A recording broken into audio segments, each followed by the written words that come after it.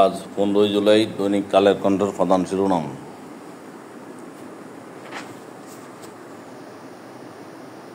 রাজপথে প্রতিবাদী বিএনপি।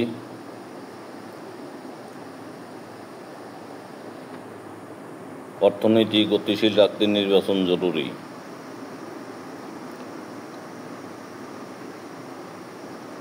নারী নবীর স্ত্রী হয়ে হেদায়েত পায়নি যে নারী,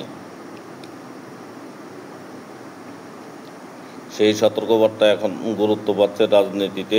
কাদা ছড়াছড়ি চরমে। মধ্যরাতে প্রতিবাদী রাজাকার স্লোগানে রাজু ভাস্কর্যে নারী শিক্ষার্থীরা।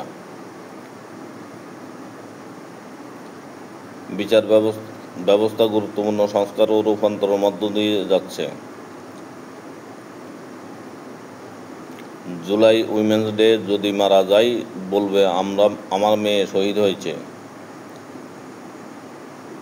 জুলাই নারীদের স্মরণে ড্রোন শোতে ঝলমল ঢাকার আকাশ।